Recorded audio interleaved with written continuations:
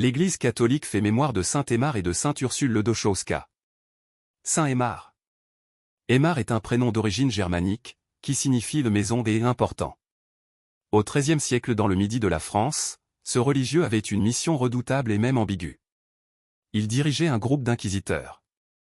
Avec eux, il parcourait les diocèses de Toulouse, Albi, Agen et Carcassonne, au moment des luttes contre les hérétiques albigeois. Aimar fut massacré avec tout son groupe à Avignonnet-Lauragais en Haute-Garonne le 29 mai 1242. Impossible d'évoquer tous les saints, en quelques minutes chaque jour et en se limitant au calendrier. Il en est des saints comme des étoiles dans le ciel dont Dieu disait à Abraham, « Lève les yeux vers le ciel et dénombre les étoiles si tu peux les compter. » À la fin de la Bible, l'Apocalypse les laisse entrevoir. C'était une foule immense que nul ne pouvait dénombrer, de toute nation, tribu, langue et culture. La lettre aux Hébreux nous invite, avec autour de nous une telle nuée de témoins, courons jusqu'au bout l'épreuve qui nous est proposée. La profession de foi nous fait proclamer la conviction d'être d'une telle race, celle des enfants de Dieu, je crois en la communion des saints, à la solidarité permanente avec eux, au ciel et sur la terre. Le grand arbre ne doit pas cacher la forêt immense. Marie-Ursule Lodochowska. Elle connut une Europe déchirée par les guerres et les frontières. Elle naquit en Autriche et fit ses études chez les Ursulines de Cracovie. Elle fonde à Pniwi près de Poznan, quelques années plus tard, une nouvelle congrégation religieuse, les Ursulines du cœur de Jésus pour rayonner l'Évangile. À 42 ans, elle part à Saint-Pétersbourg pour y exercer son apostolat. En 1914, obligée de quitter la Russie, elle continue en Scandinavie et elle est appelée à Rome par le pape pour y établir sa congrégation. Saint Aimar, Sainte Ursule, priez pour nous. Évangile. Ma maison sera appelée maison de prière pour toutes les nations. Ayez foi en Dieu. Alléluia. Alléluia.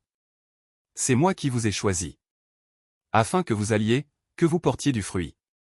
Et que votre fruit demeure, dit le Seigneur. Alléluia. Évangile de Jésus-Christ selon saint Marc. Après son arrivée au milieu des acclamations de la foule, Jésus entra à Jérusalem, dans le temple. Il parcourut du regard toutes choses. Et, comme c'était déjà le soir, il sortit pour aller à Béthanie avec les 12. Le lendemain, quand ils quittèrent Béthanie, il eut faim. Voyant de loin un figuier qui avait des feuilles, il alla voir s'il y trouverait quelque chose. Mais, en s'approchant, il ne trouva que des feuilles. Car ce n'était pas la saison des figues. Alors il dit au figuier, « Que jamais plus personne ne mange de tes fruits. » Et ses disciples avaient bien entendu. Ils arrivèrent à Jérusalem. Entré dans le temple, Jésus se mit à expulser ceux qui vendaient et ceux qui achetaient dans le temple. Il renversa les comptoirs des changeurs et les sièges des marchands de colombes. Et il ne laissait personne transporter quoi que ce soit à travers le temple. Il enseignait, et il déclarait aux gens. L'Écriture ne dit-elle pas? Ma maison sera appelée maison de prière pour toutes les nations? Or vous en avez fait une caverne de bandits.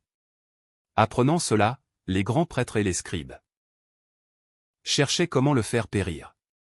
En effet, ils avaient peur de lui. Car toute la foule était frappée par son enseignement. Et quand le soir tomba, Jésus et ses disciples s'en allèrent hors de la ville.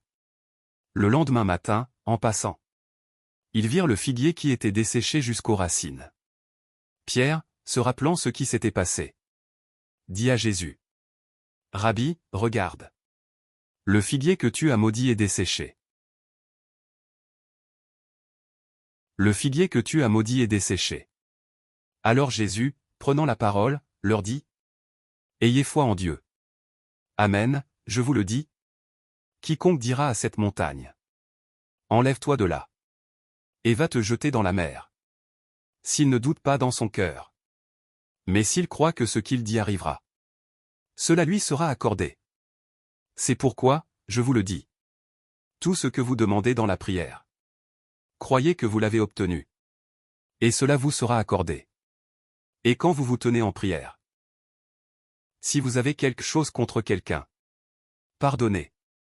Afin que votre Père qui est aux cieux vous pardonne aussi vos fautes. Acclamons la parole de Dieu. Louange à toi Seigneur Jésus.